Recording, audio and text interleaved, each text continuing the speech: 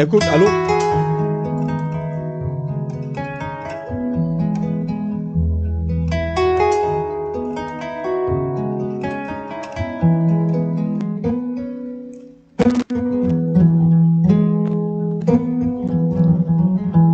Voilà, salam alaikum, bonjour à tous. Aujourd'hui, comme chaque année, Adessor FM 104.2 tient un plateau spécial pour essayer de passer en revue l'actualité ou ce qui a dominé, en tout cas l'année 2025. Donc ça a été une année très chargée pour Adessor FM, mais également pour les populations de Tamba. Une fois n'est pas coutume, je me retrouve à la présentation Vie Dabo. C'est une voix féminine que vous aviez l'habitude d'entendre sur ce plateau, mais une fois n'est pas coutume, j'ai le plaisir aujourd'hui d'être parmi les auditeurs de Adessor FM et de présenter en direct en compagnie de mes collègues qui sont ici. Dianké, bonsoir. Bonsoir, Vie. Mba fodoron salam alaikum Vie, mbi fola anana invité. Mba fanam fola kosobe comme ya fo nyami doron ambe be fola ka fodoron ambe ala fo kosobe bi fana ala menye 31 décembre nyina fanyi na nambe kana sigi plateau ni natugu ka baroke menyan na wudi fana ko fanam fo auditeur ne auditrice ya. Voilà, Dianké Initié Inibaraji, Tamba Kaubi Fola Obi Walimanyolo. Docteur Sanogo, bonsoir. Bonsoir Dabo, c'est toujours un plaisir de venir à Adessor pour partager sur la santé et en espérant que tout ce qu'on dira ici sera bénéfique pour la population de Tambacounda. Merci beaucoup. En tout cas, la population de Tamba a un feedback très positif sur vous, natif de Tamba. Vous êtes une fierté, vous êtes dans une structure publique. Votre présence aux côtés des malades est remarquée et remarquable. Nous vous souhaitons bonne continuation et en tout cas de progresser dans le métier que vous avez choisi. Il n'est pas facile. Donner espoir à des gens qui sont au bord du désespoir, c'est pas facile. Merci. Espoir pour espoir, on a suivi le discours du chef de l'État. En tout cas, la promesse est énorme. Donc, par rapport à la santé cette année. Oui, effectivement, on a suivi avec attention quand même le discours du président, que nous saluons de passage. Et on pense que pour la santé quand même, il y a eu beaucoup de promesses qui ont été tenues et on espère que pour cette année 2026, les promesses seront tenues et que la population pourra en bénéficier. Entre autres, on a entendu peut-être le fait de construire peut-être 35 centres de santé et on espère que parmi ces 35 qui seront construits, la région de Tambacounda en bénéficiera parce que quand même il y avait des projets de construction des centres de santé au niveau de Tambacounda dans des grandes villes quand même comme Koussanar, Missira, dans le Kotiari ou dans le Koupentoun. Donc on espère que quand même la région de Tambacounda sera considérée. Et aussi il y avait des projets de construction d'un hôpital de niveau 3, un EPS de niveau 3 au niveau de Tambacounda. Et j'espère que quand même avec le ministère, ces projets aboutiront quand même pour la région de Tambacounda. Donc c'est une région quand même qui englobe actuellement plus de 1 million d'habitants et on pense que un EPS de niveau 2 qui est là depuis les années 80 qui a fini de montrer ses efforts et on pense qu'actuellement quand même la région de Tamba a besoin d'un EPS de niveau 4 voire même un EPS de niveau 3 parce que le besoin est là. Donc la population est là, les spécialistes aussi. Je pense qu'actuellement, Tamba n'est plus comme les autres régions, ou bien Tamba n'est plus vu comme une région aérienne. Donc, je pense que le temps est venu quand même de penser à la population de Tamba. Dianké Ibounyabala, président de la République, le discours à la nation, à Koko Nina, avec Nafolo Tchaman, dont santé là. Donc, Tamba ni yorobeke munyeola. Aou yomusoude, aou ni musoube barou. Docteur Béan, Tamba Kaubanabela. Initié Vie, initié docteur Sanoko, comme ouya fonyami, Konina ko fama ouye laiduta, pour kanyat le Kenya la, parce que namir la vie ni Kenya debe fembe nyafe. fengo fe niya soro ni keneyati bolo doro nafatala mais comme ay layduta Tambakunda an haju bolo kosobe parce que niya mafle na mirla Tambakunda kaw Tambakere dugume nye sisan frontière do ani jamana chama be bana yoro were parce que ndeba yituma do hay mo be bo fo Gambie kana ifrake Tamba kon ni Tamba ye o façon soro doro ka do fara menu be yan mirla o fana obedia Tambakunda kaw ye suta musola kaw menu nyalo an namirla ande haju bala kosobe aminu nye demba tigi ye muso membe konota muso de be wolo ni demba na muso de don vraiment nous yo ke obe ke koye me nyalo abedia Tambakunda kaw be. Voilà, donc ambe bunya bala alaka ke docteur ci Tambakunda mbirum wérgu yaram comme niñ ko waxé Tamba dafa nek dëkk bo xamni juróomi réew ñoko séx. Waaw, la région de Tamba soko jëlé day dëkk bo xamné ni day région bo xamné ni juróomi réew ñoko sék loolu moo tax mu nekk dëkk bu complexe sur le plan sanitaire donc day dëkk boo xam ne ni nit yi dañuy jógee Gambie dañuy jógee ci sous-région bi yëpp Mali Mauritanie Guinée ñaari Guinée yëpp donc ñëpp dañuy jógee fu nekk ñëw di consulter wu au niveau de Tambacounda donc loolu su amee je pense que pour am benn kiiw hôpital au minimum hôpital boo xam ne ni dina mën a jël ay feebar yu bëri comme ça nit yi au lieu que ñuy jóge fii dem ba yeneen régions yi dem ba Dakar et tout donc yenn nit yi mën a yem au niveau de Tambacounda parce que tey suñu xoolee si région si Sénégal yëpp yenn hôpitaux yu mag yi rombul Touba donc soit Dakar la yem soit Thiès wala mu yem ba Touba donc commencé ko Touba wàcc ba si suuf yëpp amul ay hôpitaux de niveau 4 yoo xam ne ni mën na jël yenn feebar yi donc hôpitaux yooyu suñ ko mënee am Tamba dina mën a désengorger un peu la région de Tambacounda mais aussi dina aider sous-région bi ñëpp ñoo xam ne dañuy ñëw faju au niveau de Tambacounda. Voilà, du ma xuusandi trop ci question technique yi ci mbirum wérgu yaram donc je voudrais tout simplement remercier la saine collaboration qui existe entre les autorités sanitaires dont vous et Adessor. Cette année ça a été une année très pleine pour Adessor. On a vraiment eu de la matière. Donc c'est toujours pour vous dire et vous rassurer que Adessor est une radio communautaire qui est au service des populations. Donc l'information sanitaire, on souhaiterait qu'elle parte de l'autorité vers les populations. Donc on ne fait pas dans l'extrapolation. Et vraiment, nous vous remercions. Soyez notre porte-parole auprès de vos collègues médecins et tout en leur disant que Adessor, c'est leur radio. C'est la voix, en tout cas, des techniciens pour la communauté. Donc ndebe à plateau to ana docteur Sokhna et mes collègues Aubeta en profondeur sur les questions qui ont marqué l'année. Donc docteur à toute la communauté sanitaire, à tous nos malades qui sont dans les hôpitaux, ala ku segu yarama yalla len yalla feugal sen bop wergu yaram bi don lo xamni lu bax la ci ñom Sokhna daanaka rek dama lay bàyyi sa siège docteur voilà nga ko xuusandi ci ay questions techniques ak docteur Sano. Merci beaucoup directeur.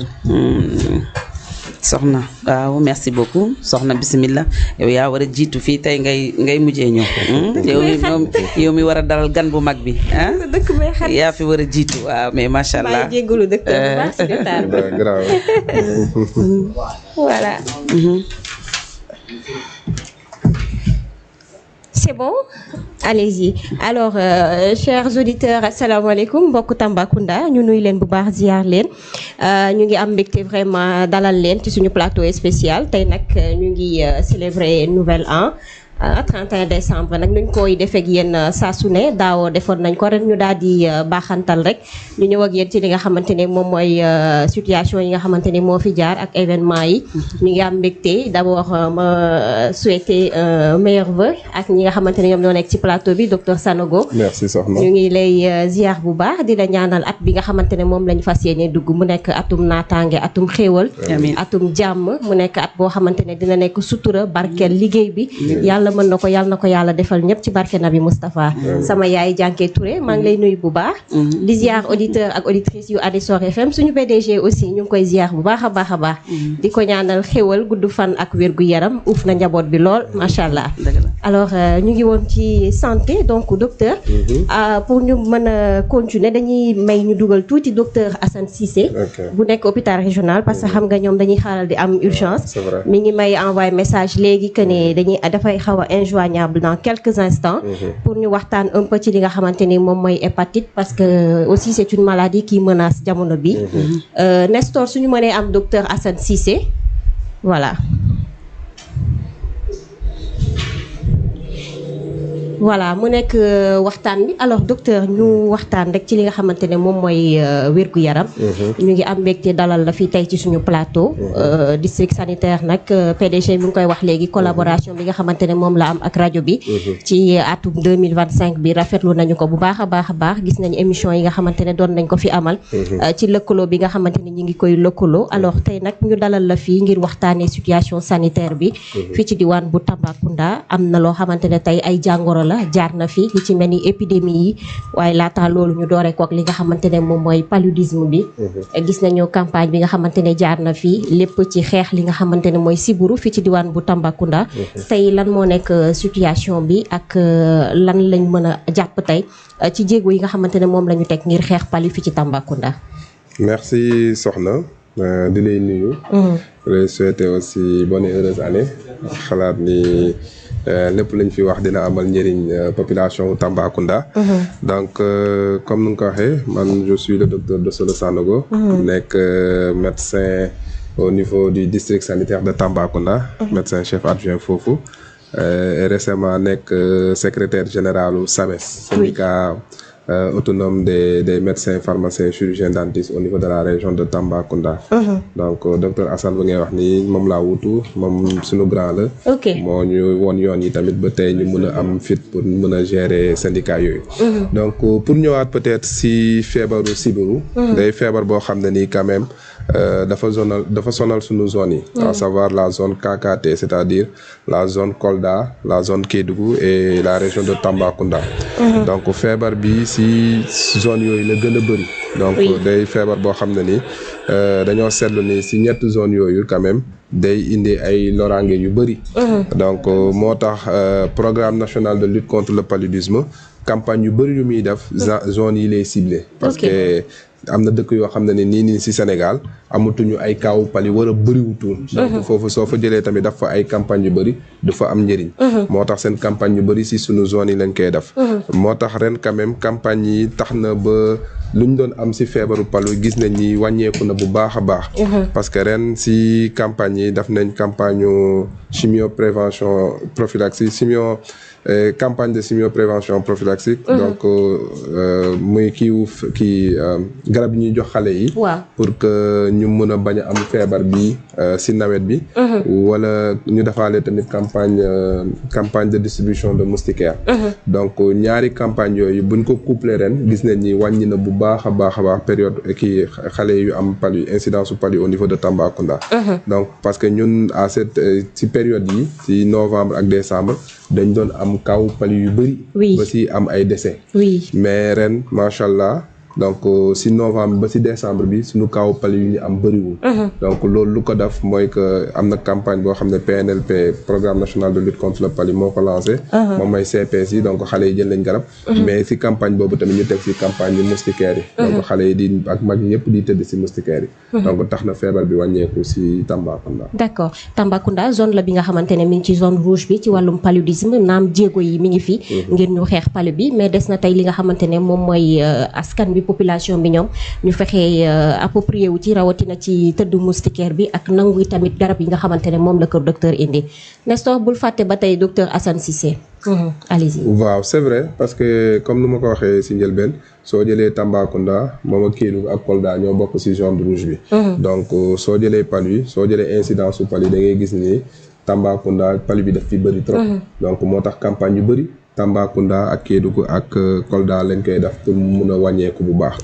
donc ñun si nawet bi dañ ci doon sonn trop dañ doon am ay kaawu palu yu bëri. da ngay dem ba sa service hospitalisation yu nga hospitalisé yëpp day nekk ay kaawu palu. te des fois nit yi dañuy ñëw ay stade yoo xam ne ay palu grave la. te soo si teelul jóg tamit mun na indi ay décès. tout à fait. donc moo tax campagne yi su amee et je pense que depuis 2013 wala 2014 ñu ngi koy def. population bi dem na ba accepté ko xamul njëriñu campagne bi. tey nii campagne su amul sax wala su yéexee am sax population bi ñoom ñooy laajte ndax campagne bi ren dina am wala du am. donc am na ñoo xam ne sax même campagne bi su jàllee ñoom dañuy woote ñëw ba centre de santé ñëw jël garab yi pour xale yi pour mun lañ protéger parce que xam nañ njëriñu campagne bi. léegi PNLP tamit chaque 3 ans day faral di joxe ay sànke. donc bu ñu mujjee def c'était en 2022 donc ren 2025 tamit dañuy joxe sànke te joxe nañ ko tamit donc. Docteur Cissé, excusez-moi, docteur Sanogo. Docteur Cissé, mi ci ligne bi. Ok. Voilà, allez-y. Allô. Allô. Allô, soxna si naa de. maa ngi fi, ça va bien? Ça va bien, man la Dieynaba. Dieynaba fooy wootee? maa ngi Dieynaba. waaw waxal ak moom soxna. Allô. fa nga am dut. Voilà, alors docteur, allez-y, voilà. Allô? Allez-y, docteur. Voilà, maa ngi doon expliquer ni chaque 3 ans programme national de lutte contre le paludisme day def ay campagne de distribution de moustiquaires. Moustiquaires yooyu du pour benn at. jërëjëf soxna daanaka docteur Sanokho wax na wax ji ndax yaakaar naa ne man li may faral di wax rek sibiru day feebar boo xam ne dara du garabam lu dul rek di tëdd ci suufu moustiquaire. ndax boo seetloo léegi yooyu amul nawet amul noor.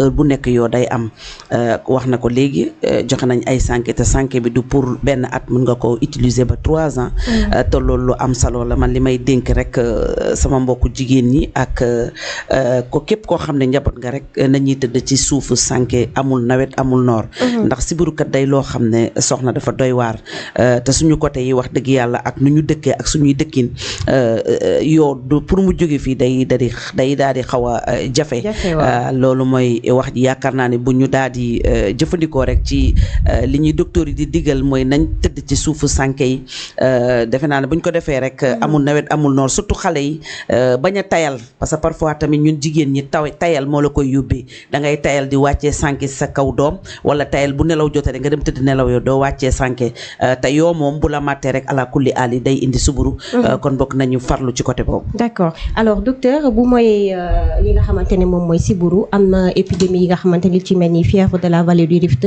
moom it jaar na fii tey suñu premier cas ñu ngi ko enregistré woon ca Kidira ak benn berger tey lan moo ci taxawaay bi ak lan mooy situation bi ci Tamba.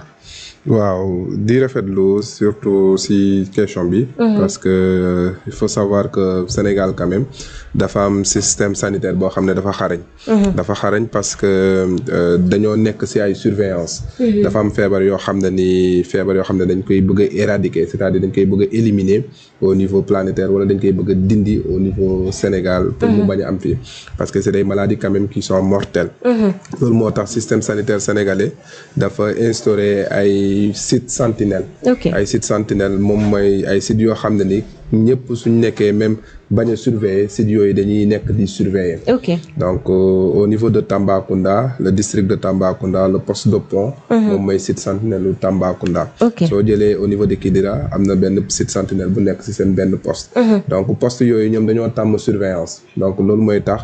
chaque fois nit yi suñ ñëwee feebar am yenn genre symptômes yi automatiquement dañuy xalaat maladie yoo xam ne dañoo nekk sous surveillance donc dañuy prélever maladie yooyu yónnee seen prélèvement au niveau de Dakar Institut Pasteur Institut Pasteur mun leen wax nit ki ban façon feebar la am te fièvre de la vallée du Rift si feebar yooyu la bokk feebar sous surveillance la donc bu ñu defee loolu nag lañ gis ni ci région yi nga xamante ne mooy Sénégal surtout ak concentration boo xamante ne ci dans le nord lañ ko gën a am mais fii suñu cas boobu bi ñu ko amee tey lan la ñu mën a jàngat ci feebar bi ak lan la askan bi war a gën a mën a taxawoo ngir fagaru ci boobule jàngoro. waaw xam nga feebar boo xam ne nii c'est des maladies zoonotiques. la plupart mooy ñoo moo koy joxe. te yooyu ay animaux la ñuy matt après ñëw matt nit ki pour mën a wàlle genre feebar yooyu. donc c'est des maladies yoo xam ne ñun ñëpp ci exposé. du question zone nord bi kese parce que fii kër yu bari soo ko jëlee ñu ngi denc ay mala. donc c'est très difficile. donc maladie yooyu nag pour moytu ko lu ñuy def mooy déjà assainissement. assainissement baa ngi commencé ci kër yi fu ñuy denc mala yi mun a nettoyer mun a def hygiène boo xam ne ni du tax ay yoo di fay circuler parce que yoo bi joxe palu bi ak yoo bi joxe boobu bokkul donc yooyu tamit lu ñuy moytu mooy assainissement fu tilim foo xam ne am na taataa ndox foo xam ne am na ay mala yu fa nekk donc yooyu foofu la ñuy reproduire donc suñ fa nekkee rek mun nañ matt mala yi après mun a matt nit ki donc mala bi soo amee feebar bi rek facilement mun na wàll si nit ki. ok voilà alors impact bi ci mala bi moom.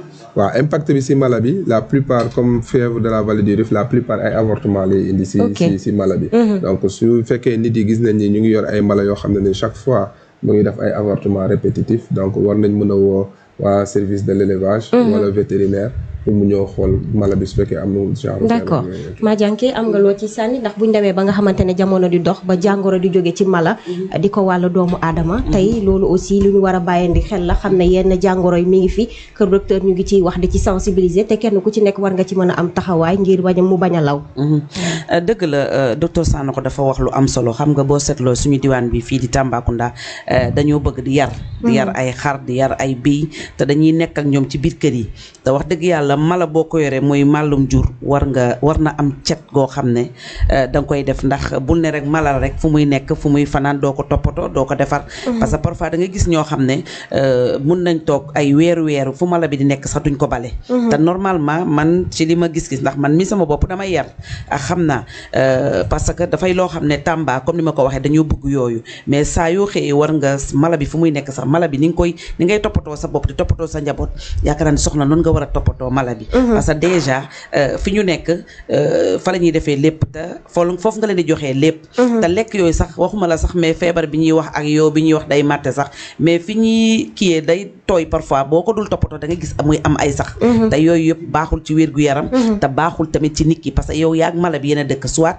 nga wutal ko benn mbaar sa wet wala nga def ko sa gannaaw néeg kon boo yoree mala war nga ci def sa kémtulaay kattan fu muy nekk muy set chaque jour nga koy nettoyer cet daal ku bëgg a wér faaw nga set hygiène moom mooy lépp waaw ku bëgg a wér faa nga set faaw nga set am na solo waaw alors docteur duñ la téye lu yàgg parce que am na yeneen préoccupation mais aussi am na benn point boo xam ne bëgg naa ñu waxtaanee ko muy jàngoroy tuberculose aussi mi ngi fii feebar boo xamante ne la nit ñi bàyyeewu ñu ko xel bu baax te feebar boo xamante ne la mi ngi teew te it dina mën a law ba nga xamante ne duñu mën a am lu kawe lool suñu njortu loo xamante ne mën nañu ko prévenir alors tey lan ngay wax askan bi ci jàngoroy tuberculose traitement bi ak nan lañu mën a moytoo. waaw tuberculose day feebar boo xam ne ni bactérie moo koy joxe ñu koy naan bacillocoque donc nu muy wàllee mooy que sëkkat lay wàllee wala si t-shirt yi donc seetlu nañ ni nit ki su sëkkatee sa kaw wala su t-shirt sa kaw kii yu ndaw yi génn yooyu ñooy dem si beneen nit ki respirer ko mu dem si poumon bi mu mun a créer feebar donc nit mun na ko respirer tamit sans pour autant créer feebar mais gis nañ ni infime partie yoo xam ne ni ñoom dañuy créer feebar donc day feebar boo xam ne feebar bu métti la parce que su la jàppee quand même mun na indi ay yaram buy tàng loo xam ne day yàgg mun na indi une toux chronique c'est-à-dire sëkkat bi day yàgg mun na ëpp plus de 15 jours donc mun na dem ba indi ay sëkkatu deret soo sëkkatee rek mun nga génnee deret donc day jeexal nit ki tamit day perte poids bu baax a baax ba ñu xam ne ni kii dafa feebar donc yooyu lay indi comme symptôme su la jàppee tamit mun na la indil handicap boo xam ne ni peut-être doo mun a dem liggéey parce que yow chaque fois da ngay sonn da ngay teel a sonn da lay sonnal de telle sorte que foo nekk rek da ngay mën a sëkkat et tout te suñ ko teelu traité tamit mun na sonnal nit ba faatu ko donc moo tax mu nekk feebar bu graaw tuberculose mooy sëkkat su tarsi waaw mooy sëkkat su tarsi ban durée la war a def ci yaram nit ki ba comme nit ki mën na feebar soj mu jàpp ne soj la wala coono la alors que am na durée boo xamante ne bu la jàppee war nga mën a dem ko docteur xool voilà moo tax ñun chaque fois muy acteurs communautaires yi muy ICP yi infirmier chef de poste yi muy centre de santé yi à chaque fois nit su ñëwee consultation ne am naa sëkkat boo xam ne ni ëpp na 15 jours automatiquement dañ koy defal test tuberculose pour xool su fekkee amul tuberculose parce que jàpp nañ ni sëkkat boo xam ne ndax warul yàgg plus de 15 jours su fekkee grippe kese la sëkkat bi warul def plus de 15 jours suñu gisee ni tamit mu ngi def plus de 15 jours ñu mettre la sous antibiotique yoo xam ne ni ay antibiotique juste simple à large spectre ñu gis ni yow ba léegi wéroo si loolu day tax tamit ñu xalaat tuberculose parce que normalement su fekkee soj bu ndaw la boo xam ne ni carrément am na ay surinfection ñu jox la ay antibiotique normalement war na mën a jàll. mais tuberculose antibiotique yooyu du ko mën a faj. moo tax nag après suñu defee test yi ñu gis ni carrément yow développé nga feebaru tuberculose bi dañ lay conseiller déjà wax la yan précaution nga war a def pour mën a moytu wala ñu nekk sa entourage. donc war nga di sol masque wala ñu nekk sa entourage ñuy sol masque war nga nekk foo xam ne day aéré pour que soo sëkkatee kii yu ndaw yu génn si yow mën a law si kii bi sans pour autant mu nekk dans une zone concentrée pour nga mën a wàll nit ki war nga mën a nekk foo xam ne tamit naaj dafay dugg parce que naaj su fay dugg tamit day rey germes yi. donc loolu soo amee tamit ñu commencé di lay jox garab donc traitement bi ça dure 6 mois au minimum. donc au minimum c'est 6 mois parce que am na yenn tuberculose yoo xam ne ni ay tuberculose multirésistante la yoo xam ne ni peut-être traitement bi mën na durer plus de 6 mois mais la plupart des tuberculoses yu gën a siiw mooy tuberculose sensible boo xam ne traitement bi ça dure 6 mois. docteur Cissé mi ngi ci ligne bi docteur asalaamaaleykum. Waaleykum salaam. Ça va docteur, vous allez bien? Ça va bien. Alhamdulillah. Bonne et heureuse année. Merci à vous aussi. ñu ngi lay nuyu bu baax. Bonne et heureuse année à tous. alors muy docteur Assane Cissé ci centre hospitalier régional bu Tambacounda docteur ñu ngi waxtaanee jàngoroy hépatite mu nekk jamono bi maladie boo xamante ne menace la lan lañ mën a jàpp ci situation bi ak nga wax ñu lan mooy hépatite. voilà. Merci beaucoup. docteur Sanogo mi ngi lay nuyu bu baax. Docteur Sanogo, merci. Je pense qu'on est bien représenté comme c'est mon camarade et ami Dr Sanogo, qui est le nouveau secrétaire général de notre syndicat au niveau de la région de Dakar. Je vais féliciter et puis vous remercier pour sa disponibilité et son engagement. Je commencerai par souhaiter une excellente année 2026 à tous les auditeurs, à ceux qui sont présents au niveau du plateau. J'aimerais bien y être, mais comme je l'ai expliqué, oui, on comprend. Les problèmes de service ont fait que je ne pouvais pas être mobilisé à cette heure-là. Mais je suis de tout cœur avec vous et donc cette question de lui traiter nous am solo qui wàllu santé publique ñu wax wér-gu-yaram askan bi et donc si ma comprendre bu baax hépatite B la ñuy waxtaanee parce que comme hépatite yi dafa bëri oui mais forme B bi mooy gën a soxal parce que moo gën a bëri muy am ay complications te mooy day en fait parce que le mooy souvent su compliqué di cancer clinique yi fort. alors lan mooy situation bi fii docteur. waaw mais dégg nga bëgg soxna question bi. situation bi lan lañ mën a am fii ci diwaan Tambacounda. waaw donc comme ni ma ko waxee woon li ko nañ ci waxtaan yaakaar naa si dafay benn ak li ñuy wax dañ koy wax au niveau national c'est-à-dire au niveau du Sénégal. parce que comme ni ma la wax étude bi souvent mooy manqué au niveau local moo tax ñu leen mën a jox ay chiffres yoo xamante ne moom ci développé ko fii au niveau local mais soo jëlee ci dayoo Sénégal bi rek donc étude yi ñuy def au niveau national dina la wax ne que prévalence bi actuellement au niveau du Sénégal ñu ngi dépassé tuuti 10%. maanaam téeméer yoo gis donc fukki yi dañ koy am. d'accord xam nga loolu donc day doon lu xaw a doy waar. lu xaw a alarmant comme on dit. donc dafa doon jàngoro boo xam dafa bëri te loo soo gisee souvent ñuy wax chiffres yooyu mooy ñi nga xamante ne dañ leen dafa test bi. sax bi peut-être quelque part ci biir test bi su fekkee bu systématique mën na am chiffre bi sax dina si loolu. pour l'instant chiffre yi mooy prévalence au niveau national donc dafay dépasser loolu. ok alors hépatite feebar la mais ñu bari duñu ko faral di bàyyi xel ban matukaay lañu war a jël ci jàngoro bi nga xamante ne moom mooy hépatite B.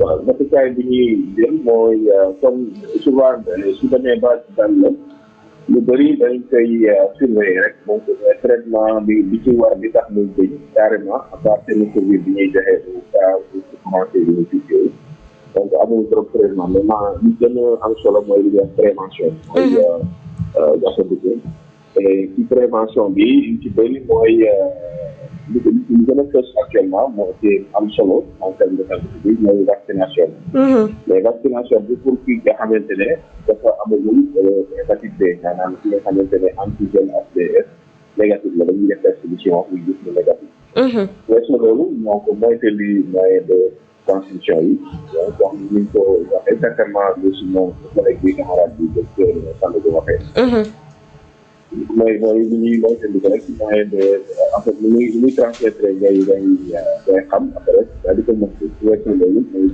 prévention bi essentiellement mooy la vaccination. Ok, d'accord.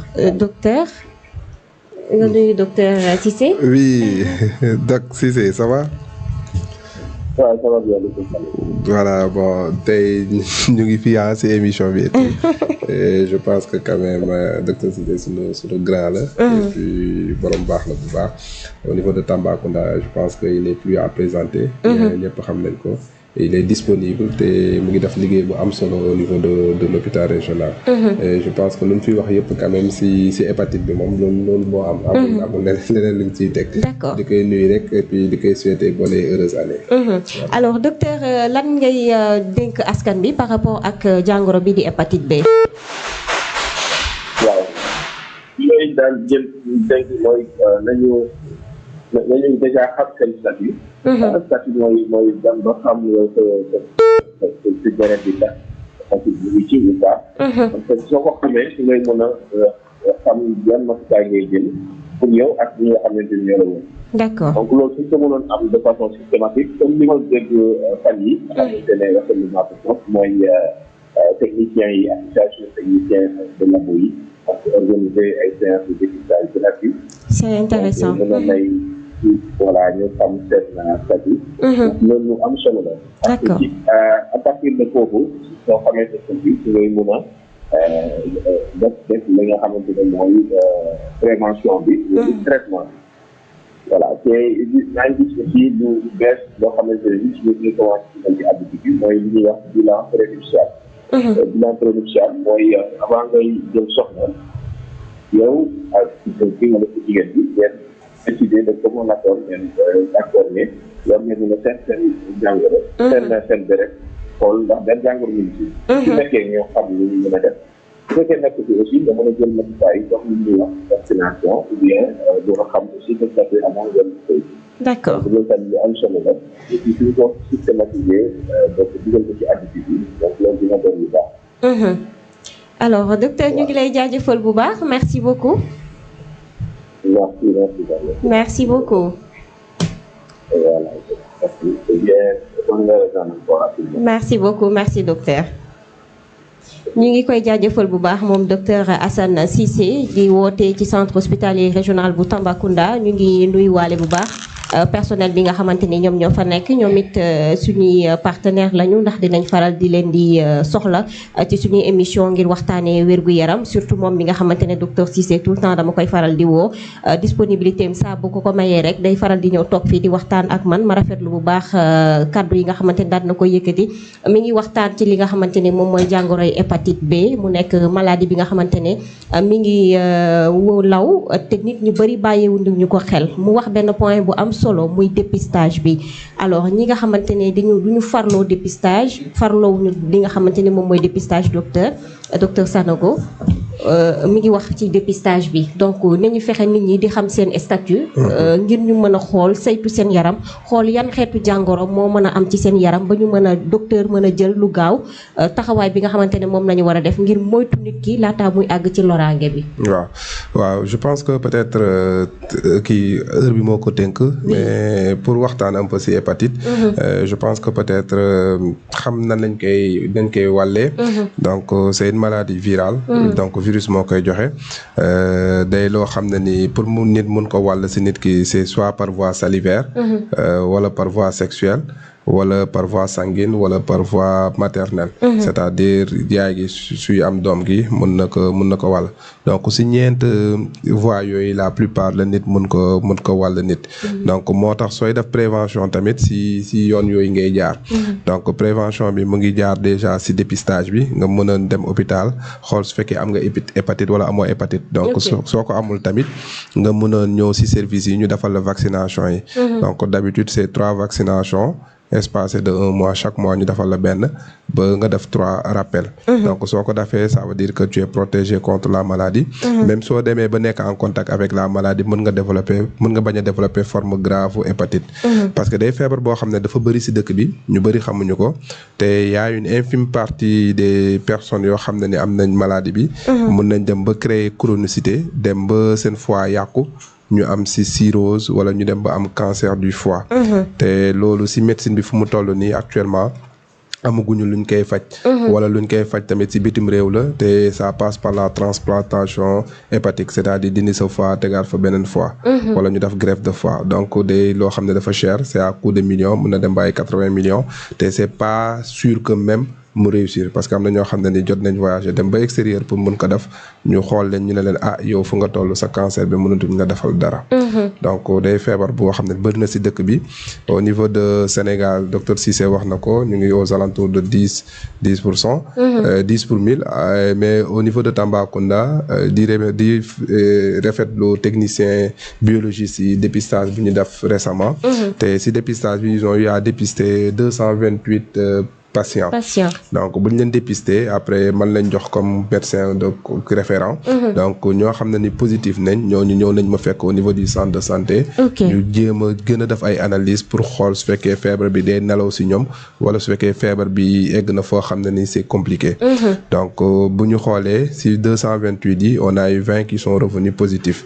donc 20 yooyu tamit mën nañ def seen ngiiru dund. feebar bi bañ leen mën a def dara. ça veut pas dire que ils sont positifs rek que feebar bi day yeewu def leen dara moo tax ñuy defaat yeneen analyse yoo xam ne ni day gën a pousser pour xool feebar bi fu mu toll ci ñoom. ci 20 yooyu tamit ñenn yi tamit mën nañ ñaanuñu ko yàlla mais mën nañ def chronicité ba créer yeneen feebar yu ñu naan cancer du foie wala leneen. d'accord te hépatite day reyee. waaw hépatite day reyee su fekkee. nekk na feebar ci yow. parce que mën na nekk ci yow sa ngiru dund du yeewu mu ngi noonu yow ak ku amul feebar bi yéen a yem. teel a dépisté wu daal mooy tax nga mucc. teel a dépisté wu bul yem ci dépistage bi dem vacciné wu moo gën. voilà d'accord Madianké jàngoroy ab hépatite moom ndax xamoon nga ko. te bokk na ci vaccination xale yi tamit xale yi ci seen carnet de vaccination hépatite bi tamit ci la bokk. bu ñu amee maman yi nga xamante ne du ñu respecté seen carnet vaccinal loolu tamit dafay xaw a métti.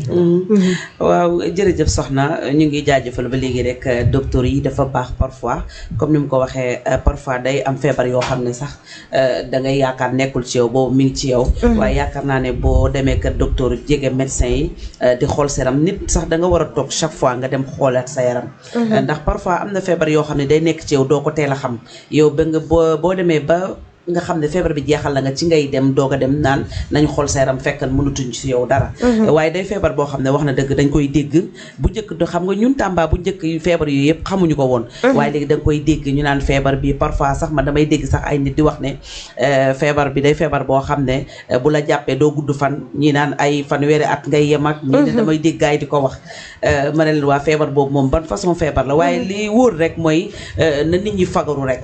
tey jege kër docteur tey déglu tamit émission yoo xam ne comme genre yi ngay def nii di invité docteur yi ñuy ñëw toog gars yi di ko déglu boo ko dégloo rek di nga ci jëlee ay jàngat yu bëri ndax man mi di wax ak yow li ñuy toog di as néew li docteur Sanokho di wax am na yoo xam ne lu bëri for naa ko ci te yaakaar naa dinaa ci bàyyi xel kon bokk wér-gu-yaram daal dara gënu ko te wér-gu-yaram mooy lépp waaw kon nag loolu la soxna docteur voilà mi ngi noonu defe naa hépatite mënuñu wax lépp nag tey dañuy tënk rek ndax waxtu bi daf ñu tënk mais ñu ngi woon ci tuberculose ñu wax est-ce que yéen a ngi am ay cas yéen a ngi enregistré ay cas waaw ñu ngi am ay cas yu bëri sax parce que ren quand même si 2025 bi lu ñu jot a enregistré si nouveau cas de tuberculose mot na presque ay 150 cas waaw donc soo xoolee feebar boo xam ne nii par sëkkat lay wàll donc yow si année bi yëpp au niveau de Tambacounda nga am 150 cas ça c'est le district de Tamba c'est pas toute la région de Tambacounda parce que la région de Tambacounda compte 7 districts le département de Tamba compte 2 districts district de Maka ak Tamba donc district de Tamba rek on a eu 150 plus de 150 cas donc soo jëlee loo xam ne day wàlle par sëkkat donc imaginez ñooñu ku leen wàll wala ñoom ñan la ñuy wàll si biir dëkk bi donc je pense que le message c'est que képp ko am sëkkat boo xam ne mu ngi bëgg a yàgg nga ñëw au niveau des postes de santé wala au niveau du centre de santé ñu mun la defal dépistage defal la test xool su fekkee amoo feebaru tuberculose wala am nga ko. D'accord mu nekk feebar boo xamante ne aussi wàlle bi gaaw na wala gaaw. waaw wàlle bi gaaw na parce que loo xam ne nii c'est comme soo jëlee période Covid bi noo gisee feebaru sëkkat yi ñooy teel a wàlle. grippe day wàlle facilement tuberculose day wàlle facilement Covid tamit day wàlle facilement donc feebar boo xam ne si jaww ji si air bi lay nekk. donc facilement mën na wàlle donc soo dëkkee koo xam ne ni dafa tuberculeux suy sëkkat sa kaw mën na la wàll. mais ça veut pas dire que dañ ko war a isoler wala leneen non day protéger wu di sol masque yéen tamit ngeen di sol masque. di ubbi fenêtre yi pour ngelaw mën a dugg di ubbi fenêtre yi tamit pour naaj mën a dugg si biir. dañ koy faral di ber aussi dañuy gis ku ko amee. waaw wala ñu ko ber il faut juste des moyens de protection. et il faut savoir que tamit nit ki su commencé traitement 15 jours d'affilée su jëlee traitement bi normalement nit kooku day dem ba du wàllewaat. donc traitement bi ça dure 6 mois. mais nit ki su jëlee normalement ces traitements pendant 15 jours d'affilée feebar boobu day dem ba du la wàllati moo tax d'habitude ñun suñu amee ay professionnels yoo xam ne ni mu nekk enseignant wala médecin wala infirmier ku ñëw koo xam ne am na feebar bi dañ koy defar repos de 15 jours su defee 15 jours yi nag ñu soog ko mën a bindal pour mu reprendre ses activités professionnelles parce que ñun leer nañu ni su defee 15 jours yi feebar bi wàññeeku na bu baax si moom wala dem na ba du wàlleewaat. D'accord docteur. Alors chers auditeurs ñu fàttali leen aussi que ni dañuy célébrer comme ni ñu ko defee woon daaw bébé de l'année bi defe naa ni ci mois de décembre ba léegi yéen a ngi teewlu spot bi nga xamante ne mi ngi jàll par rapport ak bébé de l'année bi nga xamante ne moom la ñuy célébrer tey nag ñu ngi xaarandi bébé bi nga xamante ne moom moo war a njëkk a yuuxu tey ci hôpital yi ça dépend mën nañ ko am centre de santé mën nañ ko am hôpital régional mën nañ ko am ci poste de santé yi donc ñi nga xamante ne yéen a ngi suivre Adessor FM 104.2 suñu numéro aussi bu ngi nii dinañ wàcc nag sur le terrain ci kanam tuuti avant 0h mais bu fekkente ne rek yéen a ngi ñuy suivre aussi ngeen bàyyi ñu xel bu baax yéen ñi nga xam ne yéen a nekk ci poste de santé yi fépp fi nga xamante ne rek am nañu bébé bi fu mu daal di yuuxoo rek 0h alors yéen a ngi gis suñu cadeau yi yanj yi ci ginnaaw ñu am marraine boo xamante ne nag macha allah tabaar fakal la gis nga nu mu nar a teralee tey doomam bi vraiment cadeau yi rafet nañu macha allah tey moom bébé bi moom bu amee lii moom defe naa ni maa jànkee cadeau bi moom ku ko am moom macha allah doo wax dara vraiment yanji na bébé la ne moom defe naa ne yàgg naa bokk ci ñi koy organiser ci Tambacounda ci rajo yi ba mës a jaar yëpp waaye li ma gis tey musuma ko gis marraine bu ko joxe macha allah man kay nee naa sànq bi ma duggsee bi ma ko gisee loolu la ma ne lii buñ ma ko teeloon wax sax man tamit damay jéem a sax d'accord ndax ma am bébé bi ndax wax dëgg yàlla lii moom lu yanj la te wax dëgg yàlla lii moom yéene dëgg-dëgg la yéene dëgg-dëgg la macha allah xaw ma ku ciy tombé waaye comme ni nga ko waxee rek incha allah doom bu njëkk a yuuxu rek ci 2026 bi incha allah ci kattanu borom bi xam naa ne bébé bi ak yaayam ak papa moom dinañ bëgg ci kattanu borom bi. Alors ñu daal di tàggatoo ak docteur rek ñu ñëw ci les perspectives tey ci wàllum santé lan la ñuy xaar. waaw si perspectives yi déjà ñu ngi doon wax si affaire bébé de l'année déjà. oui donc day loo xam ne dafa sensible. donc santé maternelle quand même soo jëlee au niveau de Tambacounda le centre de santé quand même day am ay accouchement yu bëri.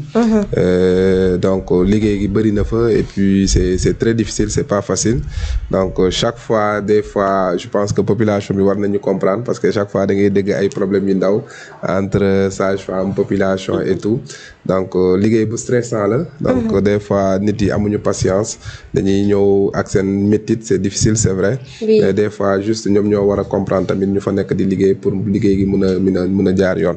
parce que soo jëlee centre de santé Tamba rek on a presque 3000 accouchements par année. C'est 2025 on a presque 3000 accouchements. Donc lolu soko jëlé c'est presque 250 à 300 accouchements le mois. OK. Donc du lu ndaw day liggéey bu bari et tout. Donc si perspective vitamine, je pense que quand même le message du président est un peu lancé sur le plan sanitaire. Oui. Et on pense que quand même la région de Tamba sera la région qui sera la mieux servie parce que le besoin est là, la population en a besoin et quand même ça va permettre à beaucoup de collègues tamit ñu mëna ñëw liggéey. Ambe barka blawye kosobe parce que uba fu même désert sanitaire Tamba pratiquement à tout mode kono spécialiste tiamante ano donc ni be wuli fikata fo Kaffrine ou be kata fo Kaolack ou be kata fo Tamba Dakar. Donc Tamba Dumbi a presque 1 million d'habitants, presque pratiquement sur toute la région. Donc la plus vaste région du Sénégal, quoi qu'on dise. Donc avec 5 frontières. Donc nous faire qu'il faut en santé développer à ce niveau de là à l'attente de mon camp. Bari janke de fendo ni biano ni menu bébé bébé de l'année. En tout cas, marraine bi mom da dara gaté bébé marraine ni mom ni marraine ni dal taw la torop Nestor ko jël mom ba génné ko ça ni mom en tout cas on va choisir là tout maintenant amma fili kumba demseninde don awolola Tamba enfin amawolo Tamba pratiquement mais ala demsenya beke Tamba donc kumba anyeme lon kunu ani kumba bilama Tamba la kuna wulite do donc abe domaine men kono protocole aya damina ani ministre Sidiki Kaba donc ni ama fele ama harime mais bi atara fa sera niveau de là au niveau national au niveau international Tamba la kuna wuli de parce que nale wula yo longolo abeta Tamba de ni salibala abena Tamba asomo bébé Tamba c'est une fierté on l'a choisi c'est pas il y a aucune coloration politique c'est sa trajectoire donc en la choisissant on ne pensait pas qu'elle aurait pu nous apporter tout ça. Amma foi là. Donc amma foi là. Donc adesor ya la bébé de l'année que seru amma mo wele. Ina anye Kumbadi en exemple. C'est pas pour attendre d'elle quoi que ce soit, mais c'est par rapport à son vécu, par rapport à sa trajectoire. Moi je peux en parler parce que Dieu a fait qu'elle a toujours été dans mes services au niveau du ministère. J'ai vu Kumba naître en tant que femme républicaine. Je l'ai vu grandir en tant que républicaine et je l'ai vu aujourd'hui, elle est carrément au sommet de l'État. Donc voilà, c'est une fierté, c'est une fierté. Donc voilà, c'est vous voyez absolument l'investissement qui a été fait. Mais Djibi, mais ce qui sommet Kali tuti soninkeji voilà Bambara voilà men kala pula Cellal et Bangal ko nganduda en e Tamba Cellal et voilà ane oda Machallah. Alors ñu agali rek vite fait parce que heure bi mi ngi dem té dañoo wara dem aussi ci hôpital bi voilà war nañu dem ci hôpital yi xol instant bi lan mo fa xew lan moy situation bi fofu parce que dem xol aussi suñu maman yi kan mo ñu wara may bébé tay ba ñu mën ko téral tay ci li nga xamantene moy cadeau yanji yéene nañu ko bébé yépp bébé yi nga xamantene ñom ñoo nara juddu tay à partir de minuit wax deug neex yalla buñu sañoon kenn ku ci nekk dañ lay jox cadeau waye nak yéene bi défé na ni yaatu na té prochaine fois inchallah dinañ ko gëna yaatal bu nexé borom bi lépp xaj na ci yalla mën na lépp de yalla mën na inondation yi nga xamanteni jot nañu ko enregistrer waye tamit dégâts yi nga xamanteni jot nañu ko am yeen ngi ci peggu dexu Mamakunda bi mën nañ ñëwaat ci situation bi ak nan ngeen ko dundé won waaw situation bu metti la won bu metti la won parce que bala inondation dafa amone ben liggéey bu ñu waron dafa namo bo xamné drainage bi dañ ko waroon defar waroon def désabler pont yi booba ndox su ñëwee du yàq je pense que defoon nañ benn émission Adesor FM demoon na ñëwoon na foofu dem di artu def benn émission foofu pour wax leen ni nañ jël seen matuwaay tout à fait mais matuwaay boobu moom la ñu jëlul comme il le faut moo jur dégâts yu bëri ci première inondation bi ak ci deuxième inondation bi yëpp xool kër yi nekk ci Mamakunda ya ñu am yëpp parce que amul kër bu inondé wul ak kër bu daanuwul te loolu mënoon na bañ a am su fekkee matuwaay bu ñu waroon jël. ak leneen boo xam ne aussi ci defaru chemin de fer bi désablement bi aussi dafa gën a wàcc ak fekk xeer yi wàcc gën a bloqué jaar ndox bi fu muy jaar. loolu aussi dégâts yu bëri te dem loolu avant inondation bi ñu ngi ko doon wax. ne lii ci jëlul matukaay par rapport ak luy xew nii Tamba ndox su ñëwee Mamakunda bi dina lii bi dina jënd egg foo xam ne waru foo egg. parce que ñun foofu depuis ñu juddu lu am ren ci inondation bi musu fa am na ñuy wax ne 1937 la am na ñuy wax 1973 mooy même ci 1973 lu am bii yoon moo ëpp lu am 1973. te yooyu aussi defoon na dégâts yu bëri. yooyu daal. loolu jafe boobu lañ am. te suñu jëlul motukaay. suñu jëlul ay yeneen motukaay. allo. allez-y monsieur Tamega. voilà suñu jëlul yeneen motukaay. lu xew nawet buy ñëw aussi dina pire parce que changement climatique bu ñëw la. te loolu il faut nga sóoraale nga jël ay matuwaay bu wóor. ci programme de gestion intégrée des inondations lu mu wax ne dina defar Mamakunda bi. te loolu dañ leen di lancer appel pour ñuy gaaw balaa nawet bi di ñëwaat ñu commencer travaux yi. tout à fait. kon loolu précaution boobu depuis léegi lañ ko war a. d'accord alors mu nekkoon moment bu métti lool ci famille yi nga xamante ne ñoom ñoo impacté wu woon ci ndox mi jamono boobu métti woon na trop ci famille yi ñenn ñi ñu ngi woon ci ndox mi ñenn ñi ñàkkoon nañ ci seen i matériel yu bari. waaw mais est-ce que du ci ñëw ci bambara tuuti effectivement yàq bi bëri na. ñi seen kër yi daanu nañ ñii seen matelas yi yàqu nañ ñii seen vivre yi yàqu na. loolu bari na trop am na famille yoo xam ne dañ leen logé woon tax am na ñoo xam ne ci école yi lañ mais am na ñoo xam ne aussi ci dëkkandoo yi ñoo leen héberger seen biir kër. damay jël du ma jël exemple ci fu sori damay jël exemple ci man mii sama bopp presque suñu kër bi yëpp ci loolu di ma dafa inondé. mais tey am na néeg yoo xam ne tey ñu fa nekk tey mënuñ ci fa dëkk. kenn du jël risque dëkk ci néegi yooyu. d'accord xam nga loolu man nu ma ko dundee ñeneen famille yoo xam ne ñu ngi Tambacounda ci loolu di Mamakunda noonu lañ ko dundee.